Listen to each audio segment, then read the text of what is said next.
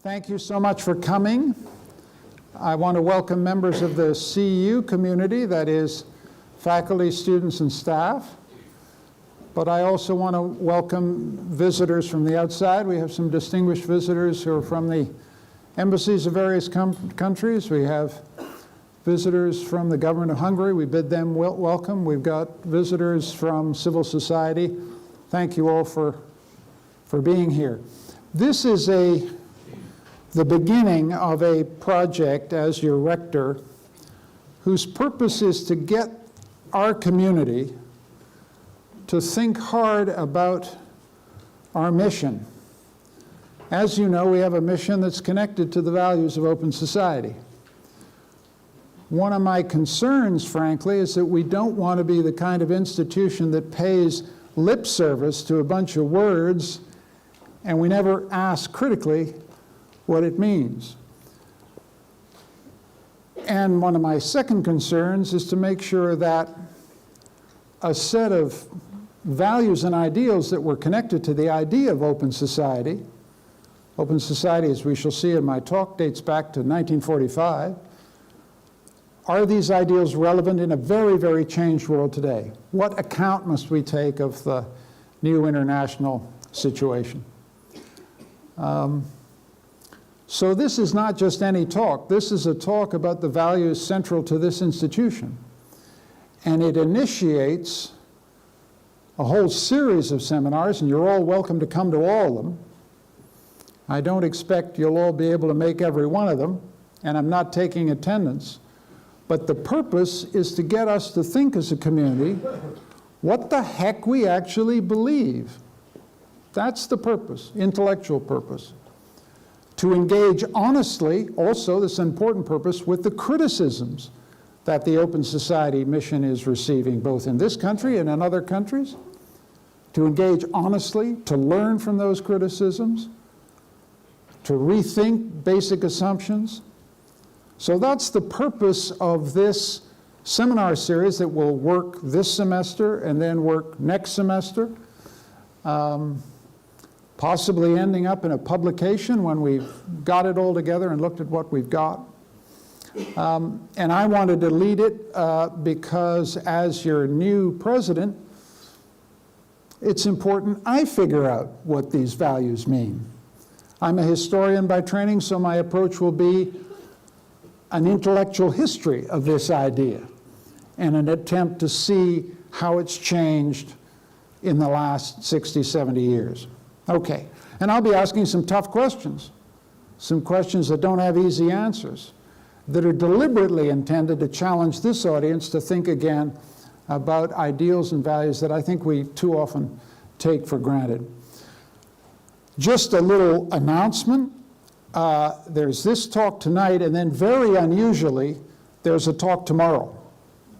So for those who are gluttons for punishment, there will be a discussion tomorrow night in this room with a very, very considerable figure in Anglo-American intellectual life. That's Mark Lilla, who's a professor of the humanities at Columbia and wrote a critique of the politics of identity, which was a critique of the intellectual mindset that produced the Hillary Clinton campaign, a very devastating critique of that campaign by Mark Lilla that was the most single-read piece of commentary in the wake of the November 9th election on the editorial pages of the New York Times. So this is a person of intellectual depth, but also considerable current relevance. He'll be here tomorrow at 5:30.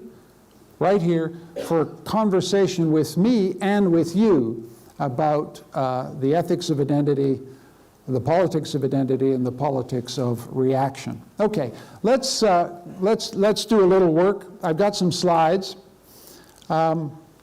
Here's very roughly the menu. Who are open society's old enemies when the idea is created in 1945 in Karl Popper's work? What was his target? What are the new enemies of open society? That is, the new adversaries, the new opponents worthy opponents, opponents to be taken with the greatest seriousness. And then the most difficult question of all for a community like ours, should we be rethinking the ideal? Has it outlived its usefulness? That's a question that will remain open through the year, but it's a question I want this community to ask, and ask honestly. Very, very briefly, the intellectual history of Karl Popper is a Viennese refugee from Austro-fascism, leaves in the mid-30s, Jewish, assimilated. This is an idea, open society, whose deepest intellectual roots are in Central and Eastern Europe, in Vienna, as we shall see, in Riga, and in Germany. One of the key features of open society right away is a sense of it being anti-utopian. A very strong sense that we want a political ideal that does not promise too much, that prevents the worst. So how can we organize political institutions so that bad or incompetent rulers can be prevented from doing too much damage? That is lowering the bar of political expectation from the radiant tomorrows promised particularly by Hitler and by Stalin. But Karl Popper's not alone, and it's extremely important for us to situate him in the intellectual history of post-war Europe. Hannah Arendt, another Jewish refugee from totalitarian tyranny, gets to New York and writes this fantastic book, Origins of Totalitarianism. If any student in this room has not read From Origins of Totalitarianism, there's something wrong with us. So you gotta read some Hannah Arendt. A theme that comes through in Hannah Arendt in all of this open society work is a caution, a skepticism about using history to predict the future, using history to justify ruthlessness in politics, using history with the claim that it offers a science to the future, attempting to rescue history from politics and rescue politics from history. Caution in handling generally accepted opinions that claim to expand the whole trends of history is especially important for the historian in modern times because the last century has produced an abundance of ideologies that pretend to be keys to history. Marx says that Marxism is the key to history and knows itself to be such. Open society is an act of rebellion against that very idea of history and use of history. A third figure, not the only figure to put in this history of the people who create the idea of open society, is Isiah Berlin, Jewish refugee from Russian totalitarianism, born in Riga, comes to Oxford. He develops two concepts of liberty. And here would be a third element, I think, of the idea of open society is a foundational commitment to freedom. Freedom from interference, freedom from imprisonment, freedom from enslavement. And above all, notice this, personal freedom is to seek to serve interference, exploitation, enslavement by men whose ends are theirs, not one's own. A passionate belief in the right of human beings to choose ends for themselves, to serve those ends as best they see fit, as opposed to a vision of politics, of freedom too, in which a society shapes collective ends and individuals serve those ends. A passionate belief that each of us must be sovereign in the choices we make of our own lives. This is the individualism, the moral individualism, in many ways, that's the core of the idea of open society. Who are the old enemies that these three thinkers, there are many more thinkers besides Talman, Arendt, and Berlin, but the enemies that they are identifying are the totalitarians, we tend to forget the sense in which Hitler, Stalin mount a anti-liberal revolution against parliamentary democracy, against individual freedoms, against human rights, in the name of a transcendent, all-shaping political ideology whose purpose is literally to remake human beings. The results are violent, exterminatory, and these are also closed societies, anti-global societies, societies that want to create a single paradise on earth, totally dominated by their economic system. The second enemy that the open society ideologists that I've defined identify as being their interlocutor are not the totalitarian societies from without, but communist fellow travelers in Western societies within. I don't mean fellow travelers in a negative sense. I mean it in the technical sense that if you look at who Karl Popper and Berlin and Arendt are talking to, they're talking to Western Marxists, great figures, Eric Hobsbawm, Edward Thompson, Christopher Hill in Britain, and the communists associated with the French Communist Party in France. We forget that the extent to which the enemies that open society are dealing with are not exterior in totalitarian societies outside.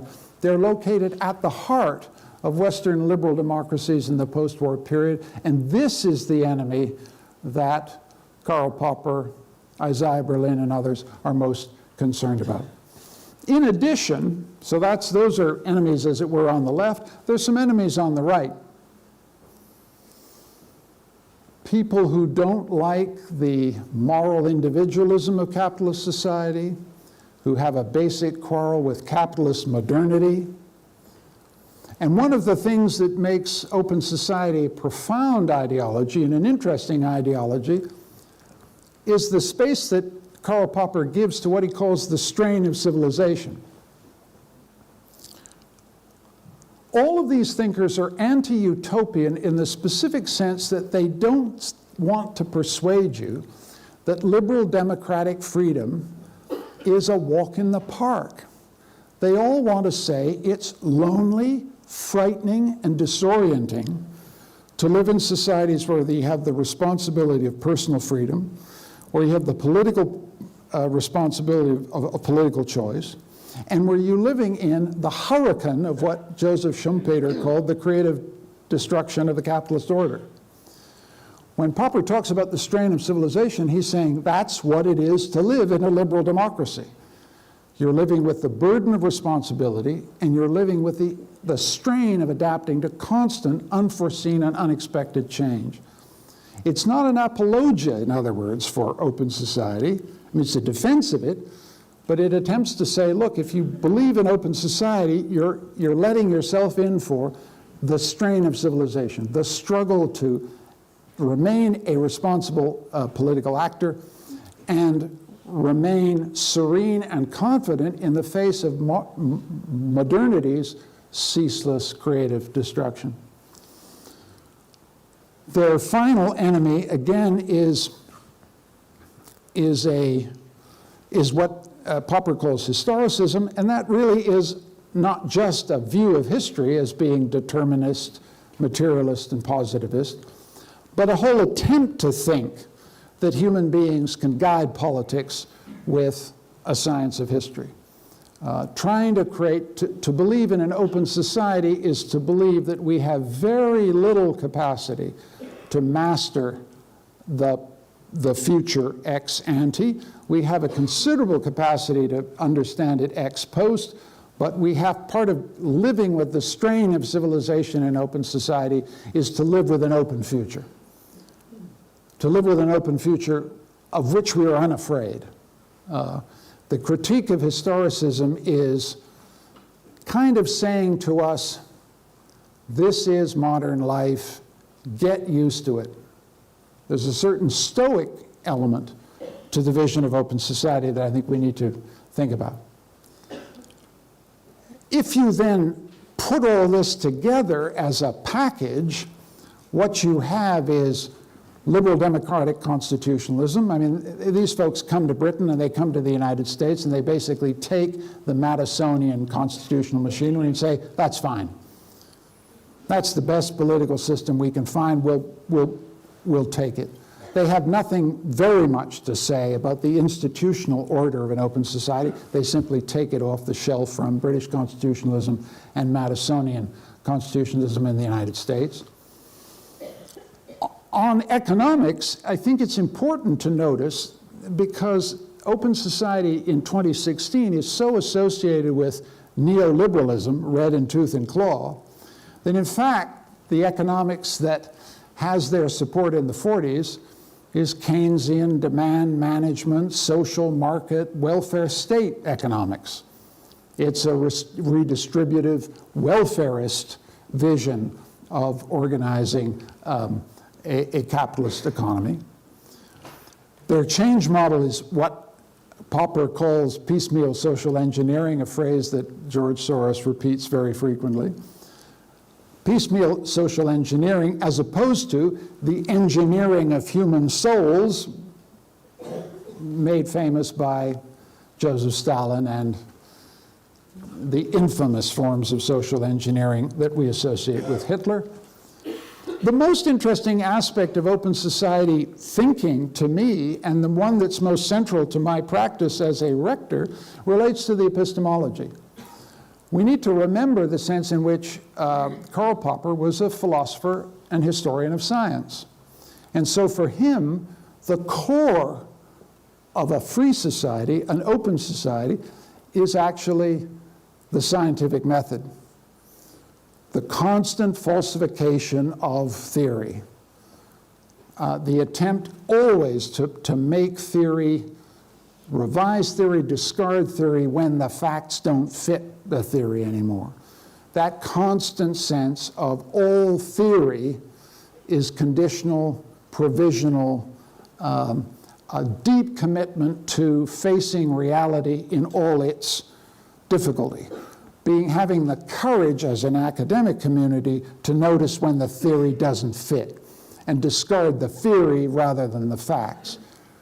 There's an epistemology there, but there's also an ethics of knowledge there, which seems to me, of all the parts of the Popper legacy, it's the epistemology, the commitment to scientific truth at whatever cost. It seems to me the most astringent and valuable thing he ever said, and is the distinctive contribution of Popper to the whole political vision of open society.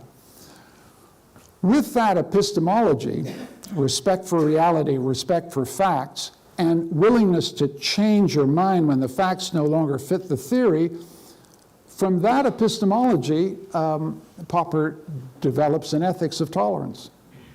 You may be right, I may be wrong. Tolerance is then connected to a relationship to truth, in which you're willing to change your views because you think someone else actually may be right. Moral individualism follows because our relationship to facts is an individual relationship. We have an individual moral relationship to get things right, to get reality right for us. So the epistemology is driving the ethics, and it's also driving the individualism. And as I've said before, this is an ideology of freedom, not an ideology of equality. It puts a strong premise on individual freedom, and we'll see that as a problematic priority, but a vital one to understanding what open society is all about. And as I think I've hinted before, there's a metaphysics here. There's an idea essentially that to live in an open society, to live in liberal freedom, is to live in a world in which you accept, this is Alexander Herzen's wonderful remark, that history has no libretto. We just don't know what the hell is going to happen next. And we have to live in equanimity. We have to live in reconciliation with the limits of our knowledge, the limits of our capacity for predictive judgments. And it's better to live in that ignorance than to walk around with tyrannous certainties about how the future can be made to be shaped by political engineering. Clearly, in international terms, this is a Cold War ideology that takes for granted an international order guaranteed by the United States. One of the things that I wanted to point out, I've tried to sketch the intellectual history in very rough terms of what the open society idea was about. But I think it's very important to situate it in its time. One of the reasons that open society is under attack is that open society is associated with the liberal revolution of which it was a part. Open society takes shape as an anti-totalitarian ideology in the 40s, and the 40s, 50s, and 60s are crucially what happens in the history of the world since 1945 is decolonization. The liberation of colonial peoples, the enshrining of self-determination as the moral principle of international relations. This is what's happening internationally. Crucially, the other domestic change that changes everything in the world is the US Civil Rights Revolution and the example it gives to civil society around the world. Without the Civil Rights Revolution, you do not have the sexual revolution, you do not have feminism, you do not have a whole revolution in individual freedom, which is not always powered by liberals, progressives, Marxists, communists, conservatives, libertarians pour into this, but its consequences, its effects are liberal. To create a world in which we have a sense that all of us have a right to personal freedom, to personal expressive freedom, to sexual freedoms, to equality between men and women and gays. This revolution, it seems to me, is the background condition in which open society ideology flourished in the 60s and 70s. It didn't initiate the liberal revolution, but it forms part of the liberal revolution. By the early 70s, it's important to notice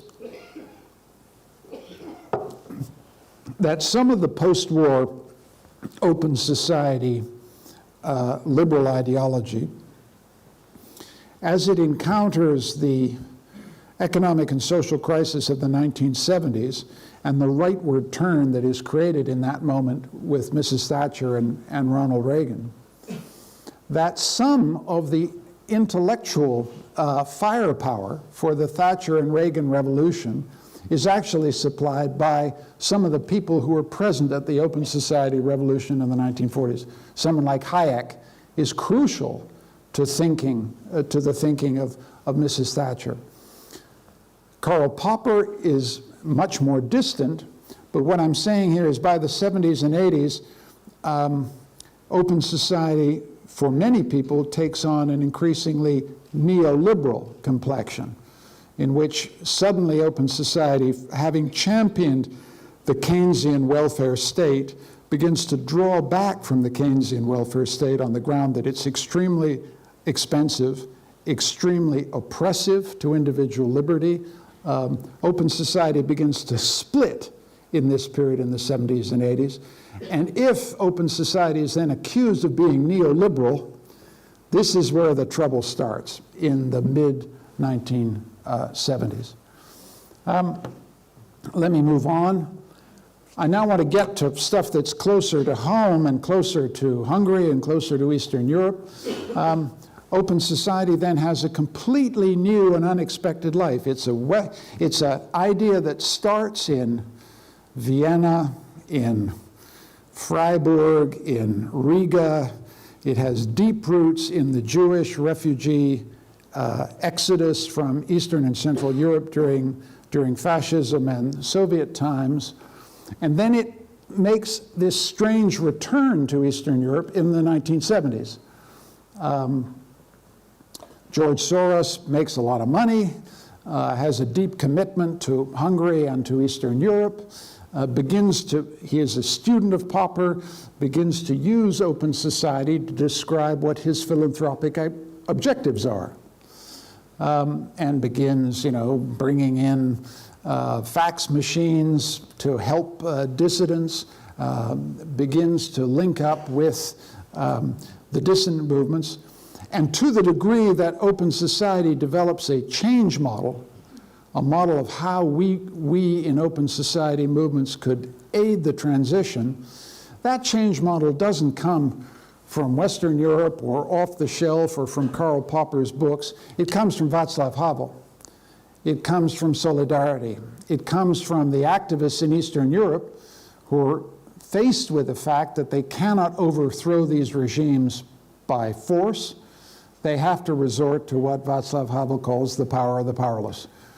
Popular mobilization from below, whose purpose is to drain the moral legitimacy of these totalitarian states from under the states, so that the states continue to have coercive power, but they lack the power to compel, to conjure up allegiance and faith in the Eastern European public.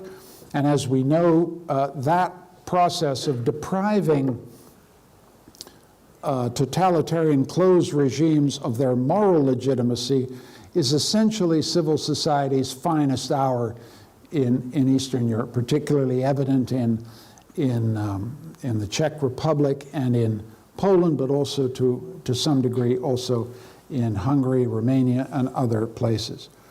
The dissidents then are propelled to power by these revolutions from below, these civil society revolutions, and then trouble starts.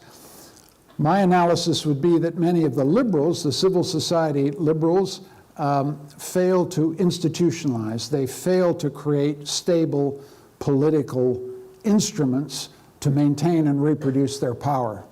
One little example of this is Václav Havel. Havel becomes president in the Czech Republic, but never creates a Havel political party. He never creates a machine that would allow him and the liberal dissidents to institutionalize their capacity to reproduce power and political order. And that failure of liberals to institutionalize, to develop political instruments of power, seems to me to be one of the things that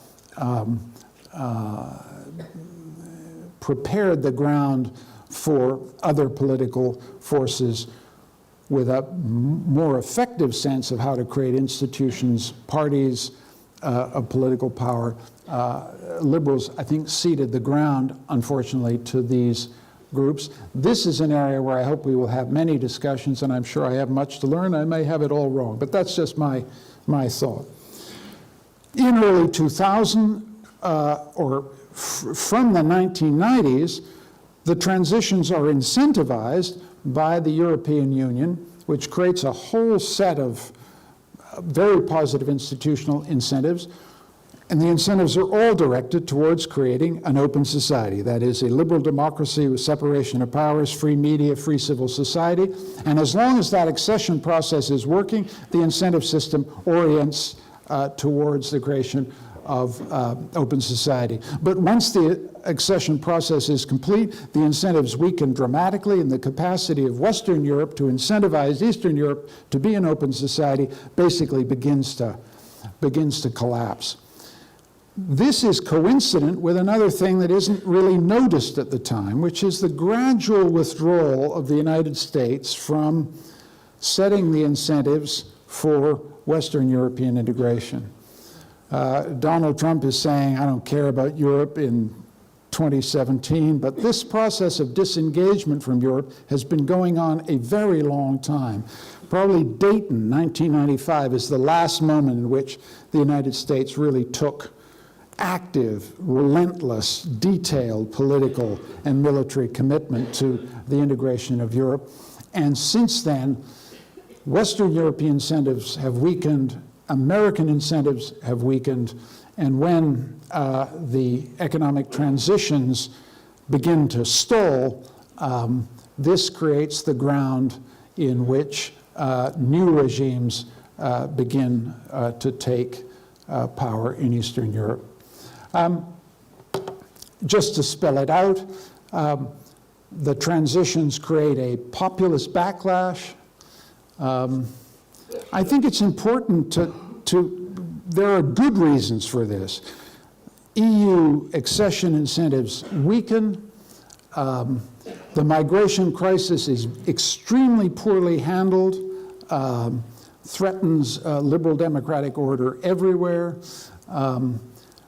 Eastern European societies look at Western European societies and make some very difficult judgments. I mean, judgments that are based on their own history. We don't want to be multicultural. We don't want to be multi-ethnic. We don't want to be like you. We want to take our own path into modernity. And this seems to me, creates a popular base in which national populist forces essentially begin to run against a Western European vision of open society. This is a global phenomenon. Russia has a terrible experience of the transition to open society in the 1990s. The arrival of open society in Russia is an experience of Soviet collapse, economic collapse, Wild West capitalism, disintegration of public order, collapse of the Soviet welfare state. That's how open society comes to Russia in the 1990s. If that's your experience of open society, you don't want anything to do with it.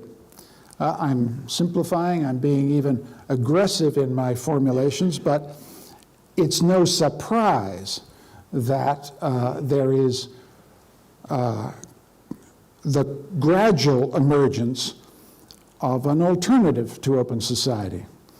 You go to the one institution that still works, the FSB, the security services, you pick the brightest guy in that security system, and he then makes a deal for regime stability with the oligarchs who've benefited from the privatizations, and you create basically a new form of capitalist autocracy, capitalist in the sense that oligarchs get entry into the global market, but autocracy in the sense that the FSB regime guarantees order. The Chinese go through a similar encounter with openness. They go through the chaos and disorder and fear of the Cultural Revolution. They come out of it. They think we've got to open to the capitalist order. They open to the capitalist economy. And by the late 90s, early 2000s, they begin to see at some point open society's freedoms, that is, free markets, free ideas, free institutions, will threaten the monopoly of single-party rule. They've made a very clear strategic choice to consolidate single-party rule at the expense of open society. And in Western societies, in Western Europe, liberal centrist parties, I can speak with some authority here, being a tried and true liberal centrist, working in the Canadian political context, we often failed the test of an economic crisis, a crisis of widening inequality, the constant buffeting of basic existential security by terrorism. All of this has eroded the legitimacy of the political center and created an opening for populist majoritarianism that essentially rejects many of the values of the open society. And so you have, I'm simplifying radically, three new enemies: single-party autocracies, illiberal democracies. I choose illiberal democracies because that's the phrase used by the current Prime Minister of Hungary. Turkey, it seems to me, post-coup is experimenting with its distinctive form of an illiberal democracy. And then you have the phenomenon of the democratic populists seizing upon the failure of liberal centrism to solve the crises of the last 15 years. And I think we're in what could be described as a counter-revolutionary moment. It feels like 1815 in Europe. You know, we had the French Revolution, we had Napoleon, and now we've got Restoration, reaction, Metternich, the call back to order. That's a metaphor, of course. It's a historical extrapolation, but I think it gives us some sense of what's going on.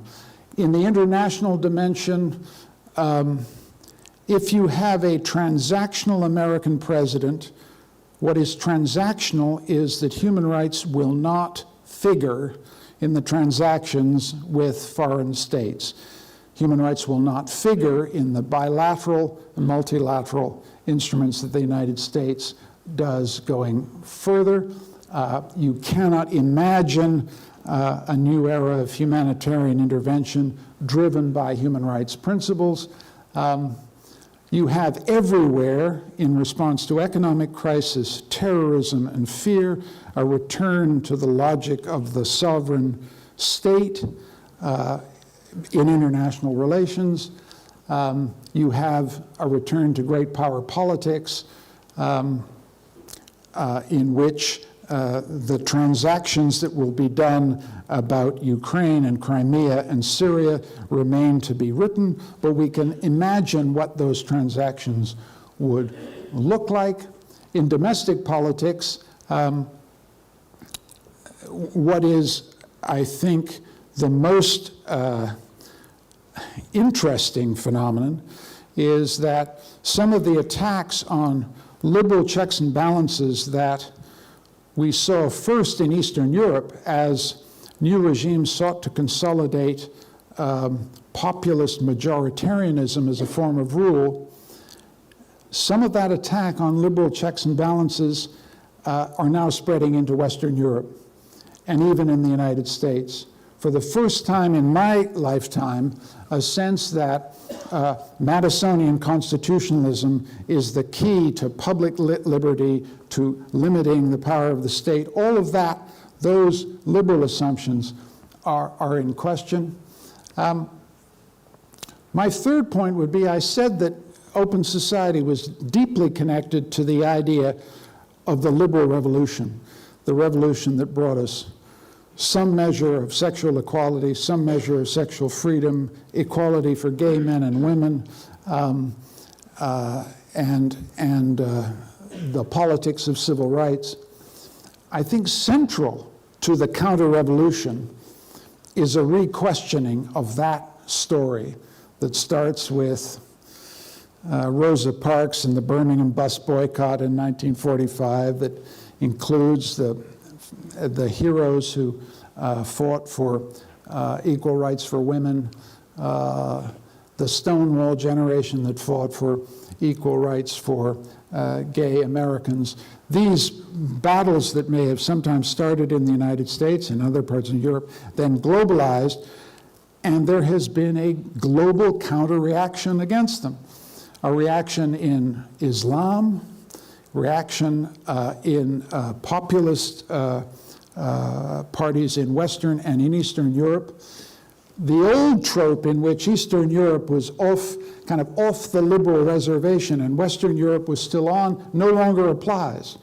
The counter-revolution is breaking down those barriers, and when political correctness is attacked, it's code for an attack not just on a few positions, it's an attack on a history of liberal revolution since 1945.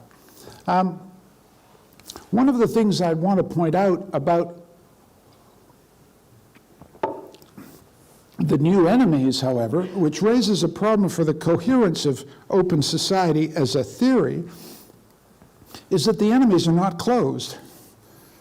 The open-closed distinction doesn't quite work here when you look at it. If you look at the Visegrad Four, they're members of NATO. They're members of the European Union. They're deeply dependent on Schengen.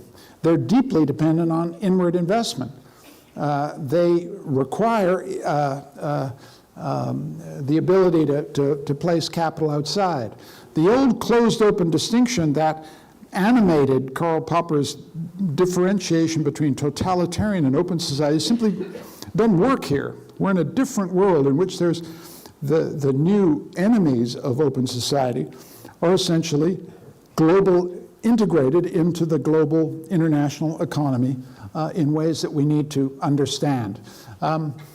In China, you're not looking at Mao's China, you're looking at what I call a regime of divisible freedom, in which the Chinese have the right to exit, have the right to buy an apartment in Vancouver, have a right to deposit their gains in Western banks.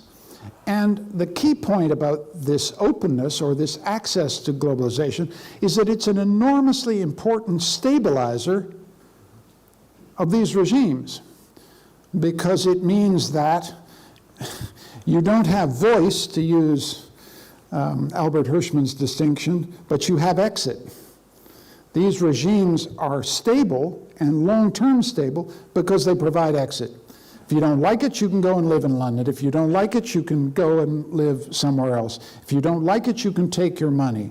And if you're doing business with a regime where you fear that they may impound or steal your money, they allow you to deposit your holdings in rule of law countries overseas, so that stabilizes your relationship with the regime. So these are areas where I think the open-closed discussion needs to be deeply rethought, because we're not looking at the simple antinomy that we saw in the 1945 version of this story. Now, let's get, since I am going to, I don't want to go on too much further, let's then look at, if open society is under challenge, what is the nature of the challenge? I see three areas in which this is the case. The open society change model is anti-democratic. That is, you have external funding sources for domestic civil society, and that amounts to an intervention, an illicit intervention in the domestic political processes of a society. This is not just happening, this argument is not just happening in Hungary or the Czech Republic or in Poland, where there is resistance and criticism of foreign funding of civil society. It's also happening in India, in perfectly democratic societies. So this is an important challenge to the open society change model. The second criticism is very different, which is that open society is simply neoliberalism dressed up and prettified, and as such is a violation of the economic sovereignty of nation states. And the third criticism is that open society values are a form of political correctness, and what's bad about political correctness is it's what used to be called, when I was an undergraduate, repressive tolerance. That is to say, people who believe in open society take their views as truth in a way that make them utterly unreceptive to any criticism. Open society, in other words, has become an ideology instead of a set of values. Open society values have become closed values, values that no longer admit or allow argument or rebuttal. And these are serious criticisms, and you hear them from a variety of sources, and a university like ours had better think about these elements seriously, and take them seriously and think about them. What can we say in defense, just so you don't think I'm leaving us completely defenseless and capitulating to these arguments? Open society, anti-democratic. The whole purpose of civil society funding is to defend vulnerable minorities from majorities, and to enable, in societies where liberal constitutionalism is under attack, to sustain those institutions that provide and hold government to account. Politically correct, well, if it's politically correct to defend the liberal revolution, that is, the emancipation of women and gays and persons of color, then we plead guilty. The difficulty here is that in Eastern Europe, multiculturalism and multi-ethnicity are still foreign concepts for reasons that have to do with the tragic history of this part of the world. And so even if you defend those values, you've still got a battle here, because what you're being told is that may apply in Berlin or London or New York, but it's not going to work in Budapest. It's not going to work in Prague. It's not going to work in Warsaw. As for open society being an apologia for neoliberalism, yes, there is truth to the fact that certain parts of the open society, as I said, split in the 1970s and aligned themselves with Thatcher and Reagan. But the mainstream defense of open society has always been a defense of Keynesian, liberal, democratic, welfarist, redistributive role for the state. I've only got 2 more slides, and I really am going to stop. If you widen this out and you really start to think about what we have to think about in the year ahead, these are just some of the questions that I think we need to think about. Did open society neglect the nation? By which I mean, did we neglect the deep longing and need for national identity and belonging? The deep political and popular need for having a sense that you live in a country that is sovereign particularly over its borders. Is there some sense in which open society became the ideology of a liberal cosmopolitan elite who did very well from globalization, and because it did, neglected those who hadn't done so well from globalization? Did we essentially neglect or fail to understand the radically differential impact of globalization as a social experience? Did open society as an ideology, it's written in the 1940s essentially, it's very male in its structure, it does not necessarily take into account the sense in which an open society that is liberal democratic grants voice to some and defies or denies voice to others? Did we think carefully enough about the structures of exclusion at the heart of open liberal democracies? Next question, and this is framed obviously by the post-truth environment we're in.